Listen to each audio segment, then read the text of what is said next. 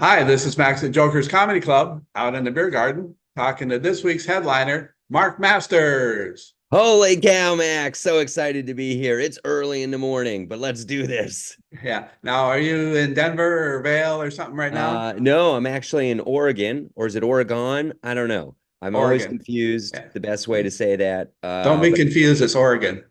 Okay, Oregon. Yeah. Oregon. I did a weekend headlining shows in Oregon, and it was awesome. And I'm headed to Eugene, Oregon tonight, which is a place I've never been, and I'm pretty excited about. I've seen movies about it, and should be beautiful. I'm hoping. Eugene.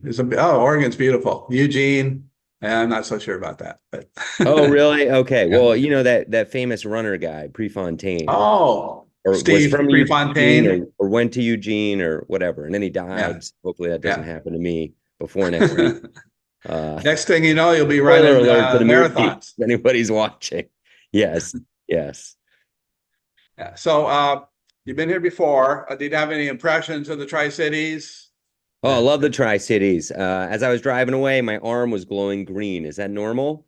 Uh, I think Nothing to be worried about. nothing to be. It did go away in a couple weeks, so no problems there.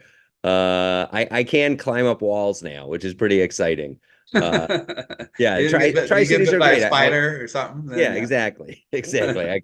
I had some great food, met some great people, had a lot of fun. Oh, Richland good. is a lovely place. I can't wait to be back. I'll be back there this weekend. Yeah, super. So, question: growing up, what kind of weird childhood did you have that would end up making you a headlining comedian? Oh boy, I used to tell some terrible jokes when I was a little kid.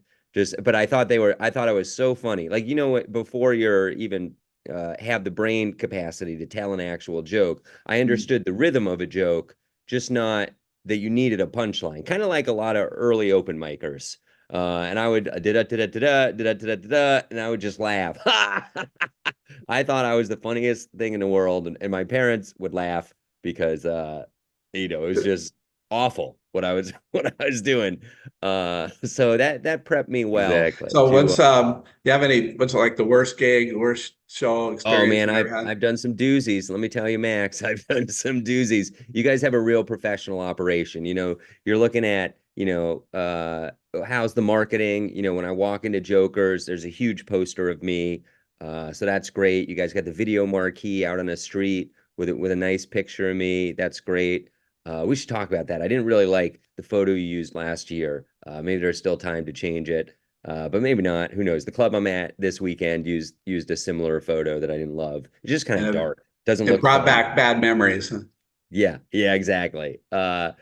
Let's see. Like you guys are a bowling alley, but I'm not performing in the bowling alley. I've done a small bowling alley in North Dakota where when you're not doing well, you can hear the pins.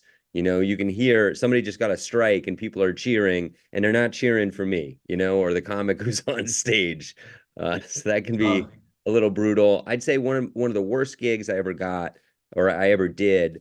There's a podcast called The Art of Bombing, and I have an episode on there, and I tell this story about doing this show. And I was pretty green. I didn't really know what I was doing. And part of the contract between the venue and the booker was that you needed quote unquote professional lighting. And so they had it. This is a very small town, a couple thousand people. They had a radio DJ bring in lighting, and it was on the sides, like where my ears are, pointing at the sides of me. And these were DJ lights, and I was doing 30 minutes. It took me about 25 minutes to realize that whenever I spoke in a deeper voice, the lights would flash differently. So it was basically like trying to put me in an epileptic seizure the whole time. It was not like a spotlight. It was like dance lights that were like flashing with the rhythm of my voice, which is ah, not what you want at all. And at the time I was featuring, the headliner got on. The very first thing he did was he said, let's unplug these lights and let's turn on the house lights a little bit. Like the first couple minutes of his set was just resetting the stage, so it wasn't a total disaster. huh. So you see that kind of We stuff. have lights in the bowling alley that are sound activated, but not in the club. So Exactly. Yeah. What a terrible idea. Terrible idea. I've done shows without sound. I did a corporate in an office. People are in cubicles. I'm flat on the floor, just a cappella, no microphone, no light. It was light outside. It was like 3 p.m. That was a rough show.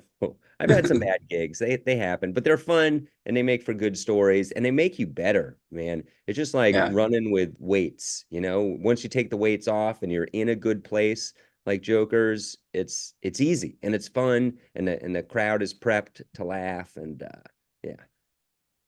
Great.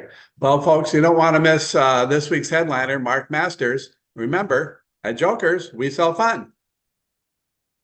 Awesome. See Can't you, wait to have a blast. see you Friday, 7:30. I'll see you guys there.